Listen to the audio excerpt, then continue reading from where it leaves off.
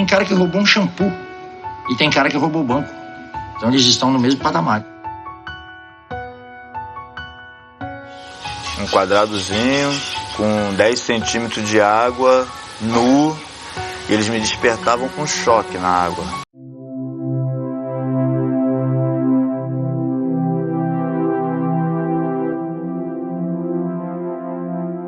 Olá a todas e todos, bem-vindos a mais uma aula do curso de Direitos Humanos da Fundação Perseu Abramo, Direitos Humanos em Tempos de Barbárie.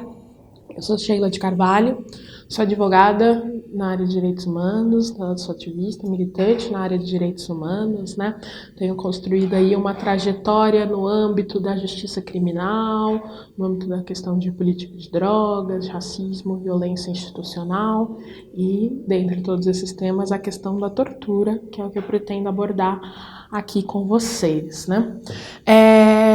Tenho atuado durante essa minha trajetória em organizações da sociedade civil brasileira, tanto nacionais tanto organizações nacionais quanto organizações internacionais, e tive a oportunidade de estar em certos espaços onde há constante violações de direitos, Então, fui integrante do Comitê Nacional de Prevenção e Combate à Tortura, na última gestão do comitê, no qual eu visitei presídios por todo o Brasil, unidades de detenção de privação de liberdade, estive em contato com os relatórios de monitoramento sobre questões de abuso e violações de direitos humanos que ocorrem nesses espaços de detenção. E a ideia aqui hoje é a gente conversar um pouco sobre a questão de tortura, perspectivas históricas, perspectivas institucionais, perspectivas internacionais da questão da tortura e ver como esse tema é tratado hoje no Brasil.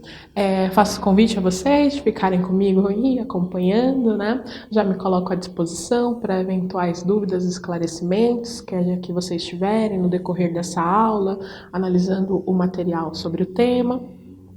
E fico muito feliz de ter essa oportunidade de conversar com todos vocês que manifestam um interesse tão importante num tema tão relevante nos tempos que a gente tem vivido. Muito do que a gente tende a falar por tortura já foi trazido de uma certa forma em aulas dentro desse curso, Não tem como pensar em tortura e não relacioná-la diretamente aos períodos ditatoriais, especialmente aos períodos ditatoriais que ocorreram no Brasil, onde a gente tem relatos e depoimentos de machucar a alma, de processos de tortura que foram feitos contra pessoas que estavam lutando contra esses regimes de exceção aqui no Brasil. Agora, eu gostaria muito de falar que a tortura é uma realidade ultrapassada, mas não, a tortura ainda é uma realidade diária quando a gente está falando das dinâmicas brasileiras, E isso vem muito de um cenário de exclusão e muito no cenário de questões de jogos de poder. Eu acho que não tem como pensar a tortura sem interrelacioná-la com algum tipo de jogo de poder. A gente viu isso durante esse período de exceção democrática e a gente vê isso em lugares onde há certas pessoas que entendem que possuem um direito sobre o corpo do outro, E pensar em tortura é muito pensar nessa questão da disponibilidade dos corpos, Quem tem, de fato, o direito e a autonomia daqueles corpos, Por pessoas acreditarem que podem fazer o que bem quiserem a eles, Muito dentro do jogo de disciplina. O Foucault trabalha muito bem com essa questão, do exercício da disciplina, A disciplina enquanto uma espécie de técnica que tornam os indivíduos objetificados, E faz com que isso seja um campo para o exercício dessa disciplina, você ter que lidar com essa disponibilidade dos corpos. Pensando muito nessa questão da disponibilidade, e onde estava aí essa autorização, essa permissibilidade, o Foucault, no seu curso em Defesa da Sociedade, ele vai criar um conceito que ele chama de biopoder, que seria o poder pela gestão da vida, Então, quando o Estado determina quem são as pessoas que são dignas de viver e de bem viver, Recentemente, a gente tem um cientista político congolês chamado Attili Membe, que ele traz uma perspectiva diferente, partindo desse conceito do biopoder, diferentemente da visão do Foucault, que coloca que está na gestão da vida, o poder. O Mambembe, ele traz que está, na verdade, na gestão da morte, né? Então, o Estado determinar quem vai morrer, em que condições vai morrer e quem são as pessoas que, de fato, vão permitir viver. É o que ele chama de necropolítica, né? A política da morte. Seria essa política muito utilizada numa gestão periférica, né, numa gestão de vida periférica, né, de determinar ali quais são os serviços que vão ser cortados, que vão possibilitar a morte, que tipo de ações serão utilizadas nesses territórios que vão gerar a morte. Por que a gente está deixando essas pessoas morrerem? Eu acho que ela traz uma crítica interessante, né, nesse viés da disponibilidade dos corpos, porque a gente fica pensando... essa pessoa é digna de vida? Por que essa pessoa não é digna de vida tanto quanto a outra, né? Por que esse corpo precisa... Aquele outro corpo ele é preservado e esse corpo ele não é preservado, né? Ele está ali disponível pelas forças da ação do Estado que estão ocorrendo naquele território. E o Mambembe ele traz elementos muito importantes para a gente fazer essa reflexão em cima do conceito de biopoder do Foucault, que é uma relação do colonialismo e uma relação do racismo, né? Ele mostra que esses elementos são extremamente necessários para a gente fazer uma análise de um todo de por que hoje há pessoas que se sintam, né, e se sintam compelidas e que se realizam esse tipo de prática sem nem pensar numa responsabilização, como se aquilo fosse parte do ofício, né? Enquanto o Foucault ele coloca que isso seria numa perspectiva irracional, né? Acontece porque tem que acontecer. O Mambembe traz isso enquanto um exercício racionalizado da força, né? Um exercício racionalizado da violência. Eles querem conter uma parcela da população, eles querem limitar uma parcela da população e por isso eles aplicam essa política de morte em cima da população que eles querem controlar, né? Então esse exercício em cima do corpo. E falando só nessas perspectivas, assim, porque não tem como a gente pensar na tortura sem pensar em todos os momentos históricos onde houve esse duelo de forças, né? Sempre em cima daqueles corpos que eram estigmatizados, vulnerabilizados, enfim. Não tem como falar de tortura sem a gente lembrar o que foi o período de colonialismo, que foi o período de escravidão, né? Não só do Brasil, mas em outras nações que passaram por um processo similar, onde a tortura era realizada em bases cotidianas e em bases cotidianas sendo socialmente aceita. E por muito tempo a tortura foi socialmente aceita, legalmente aceita. E eu não posso dizer que hoje a tortura não seja mais socialmente aceita, porque é muito difícil alguém se indignar com o ato de tortura. A gente sabe que existe e mesmo assim há uma espécie de barreira de formular ações para tentar minar essa prática, né? Então a gente vê a tortura sendo realizada de múltiplas formas. Eu acho que a gente tem que ter muito esse pensamento um tanto amplo, né, sobre o que é tortura, más condições, maus tratos, tratamento degradante, né? A tortura não é só aquela que te leva a uma agressão física de beirar a morte, né? Aquilo é uma das tantas formas de tortura. Agora a gente sabe que existem torturas psicológicas, a gente sabe que existem torturas de maus tratos que são constantes, né? Que são diários, cotidianos. A gente sabe que existem torturas por conta de más condições de encarceramento, por exemplo, né? Você está dentro de uma cela feita para 10 pessoas, nessa cela ter tipo 80, 90 pessoas, isso é uma espécie de tortura. Você não conseguir dormir porque não tem espaço nem no chão para se deitar, né? Então você faz um revezamento com as outras pessoas que estão dentro dessa cela, para cada um alterar, porque só cabe 3 pessoas deitadas, enquanto as outras têm que ficar em pé, esperando a sua vez. Assim, existem muitas formas de tortura e a tortura, e esses instrumentos de tortura, eles vão se sofisticando conforme o tempo, né? A gente tem relatos horríveis da época do que aconteceram na ditadura, um período que não faz tanto tempo assim. Há 50 anos atrás a gente tinha todas aquelas formas de se torturar pessoas. Hoje, 50 anos depois, essas formas estão ainda mais sofisticadas e mais impressionante ainda. Tem formas de minimizar ainda o registro, né, dessas torturas, de fazer com que ela seja identificada, que ela seja palpável e com isso um dia consiga algum tipo de responsabilização, né? Então eu acho que a gente tem que pensar a tortura em 3 perspectivas, para a gente discutir aqui o tema dessa aula, que é mais relacionado à questão do que a gente pode fazer com relação à questão de tortura. Então, a primeira é a questão de prevenção, né? Antes mesmo da tortura acontecer, a gente tem que minar situações que favoreçam que essa tortura ocorra. Isso é o primeiro fator. O segundo é a questão ações de combate, ou seja, existindo situações de tortura, a gente tem que pensar no que a gente tem que fazer para minar que isso não aconteça, ou deixe de acontecer. E a terceira, que é tão difícil quanto as outras duas, são questões de reparação, né? Uma vez que ocorrida a tortura, essas vítimas de tortura precisam de acolhimento, precisam de amparo, né? Toda uma política que se tentou fazer depois da ditadura, né? De amparar, primeiramente de reconhecer, né, o mal que o Estado fez a essas pessoas, então as medidas de reparação têm esse peso, e tentar minar um pouco dos efeitos danosos e etéreos que a tortura resulta, né? Uma das questões, por ser tortura um assunto global, acho que um tema que a gente precisa tratar é a tortura no mundo, né? Ou seja, a tortura dentro de um sistema internacional de proteção de direitos humanos. Quando a gente fala de sistema internacional de proteção de direitos humanos, a gente está falando da ONU, né? Não teria aqui como atender todas as vertentes do sistema, né? E explicar por menores o que cada papel faz, qual que é o órgão, qual que é o comitê, porque isso estenderia muito o nosso tempo. Porém, a gente trouxe aqui o sistema ONU no que se refere à questão de tortura, né?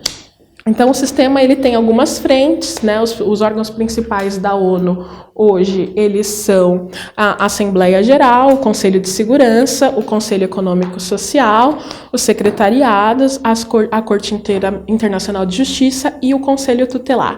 Todos esses órgãos, eles são subdivididos em muitas caixinhas, né? Como vocês vão ver no gráfico que está sendo exposto.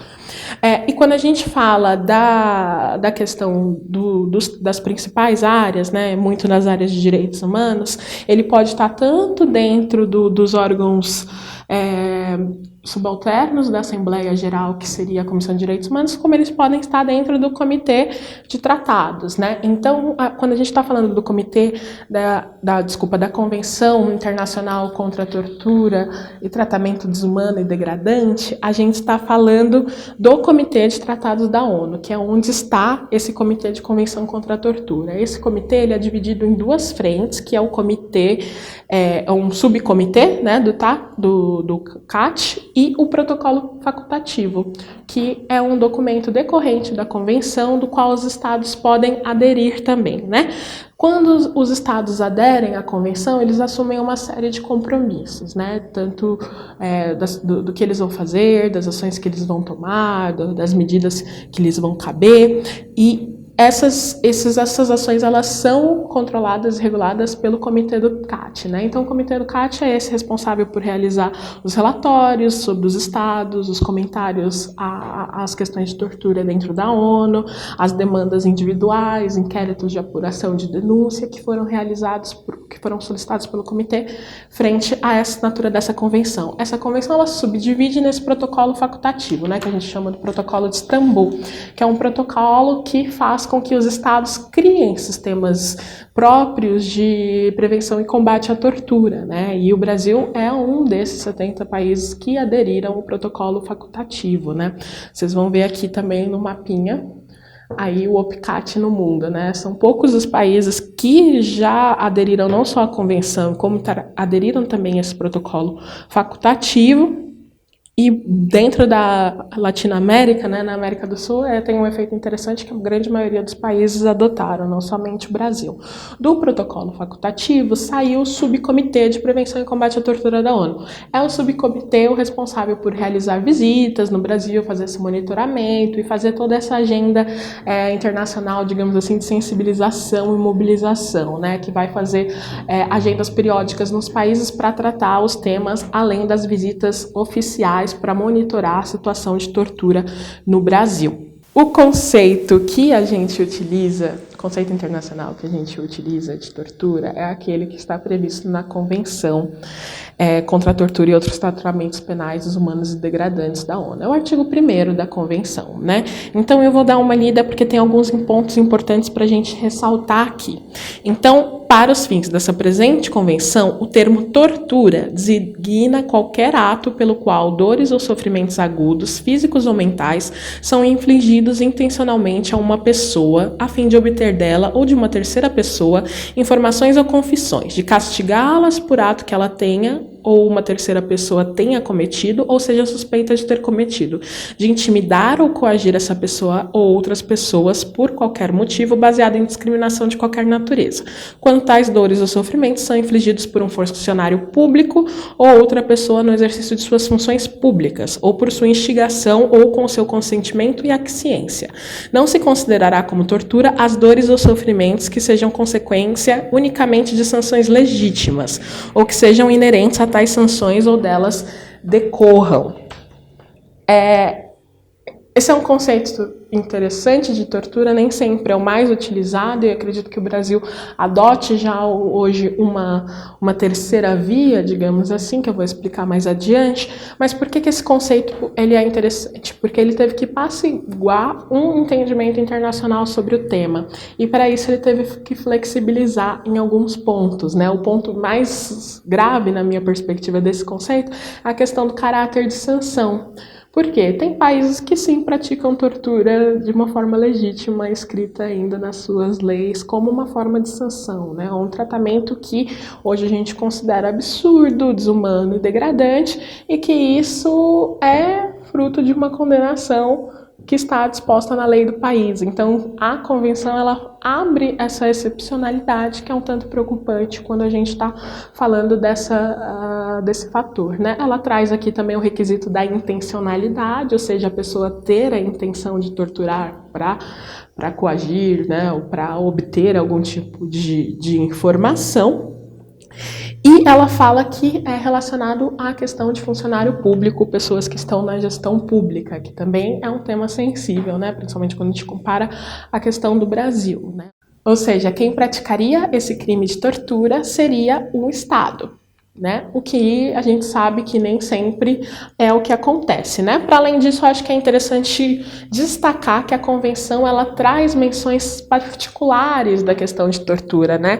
Dentre elas, a questão de gênero. Então, tem artigos relacionados tanto a essa questão de direitos sexuais e reprodutivos, como a tortura está mais agravada em situações de gênero, como é a questão de gravidez, que a gente viu vários relatos, especialmente da época da ditadura, né? Enfim, e algo que impõe mais dor e sofrimento apenas pela condição de ser mulher, né?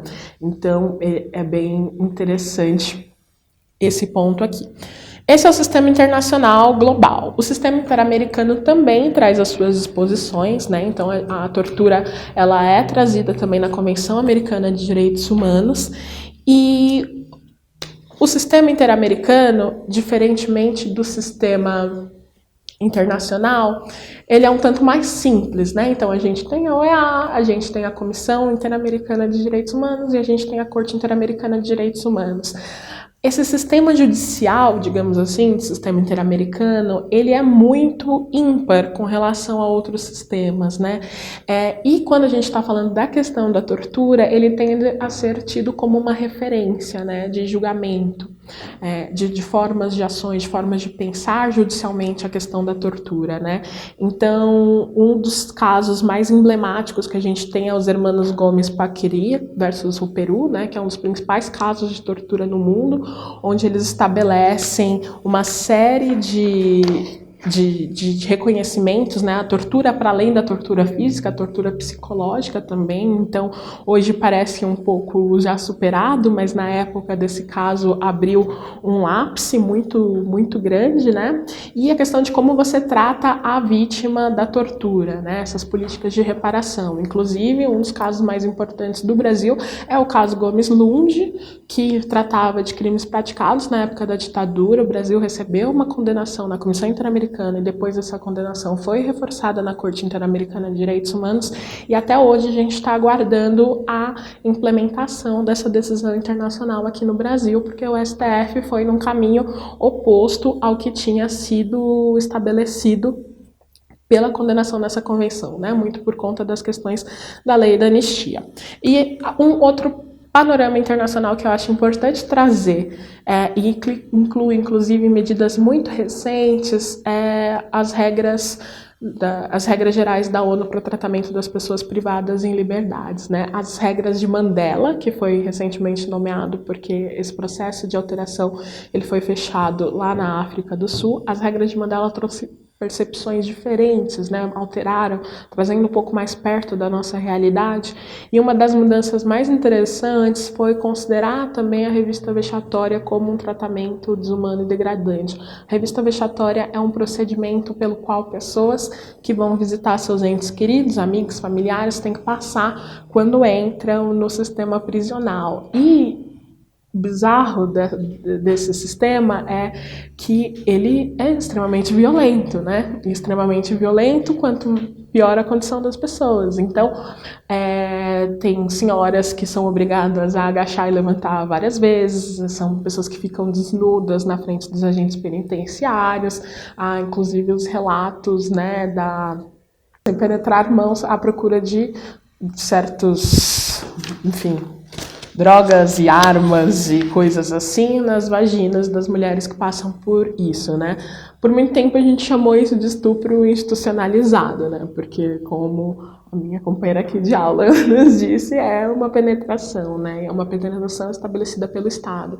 Então, essa foi uma questão que teve um alerta, né, desse Subcomitê de Prevenção e Combate à Tortura, teve um alerta da Relatoria de Tortura da ONU, foi um dos temas debatidos no CAT e houve toda essa construção jurisprudencial dentro do sistema ONU para que isso também seja considerado tratamento desumano degradante. E isso é uma coisa interessante quando a gente pensa em questões de unidades de privação de liberdade, né? Às vezes a gente acha que só aqueles que estão detidos eles são passíveis de serem vítimas de tortura, de uma ação opressora do Estado.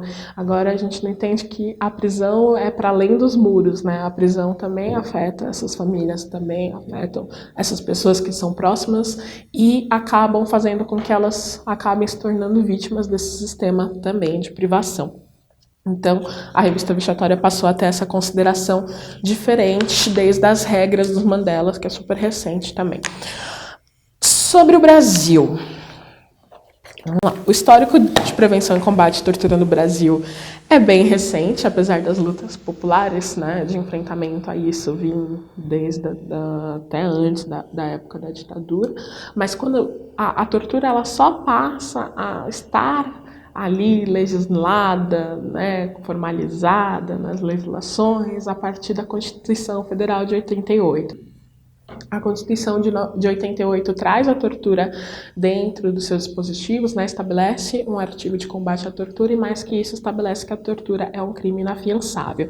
Em 97, é instituída a Lei de Crimes contra a Tortura, né, a lei federal, que estabelece aí um sistema jurídico de proteção especial para a questão de tortura. Agora, diferentemente da recomendação do mundo, a lei de tortura, ela cabe tanto para agentes privados quanto para agentes públicos, né? E isso é uma particularidade muito, muito forte do Brasil, né? De trazer aquela tortura que ocorre no âmbito privado para dentro da proteção legislativa de tortura.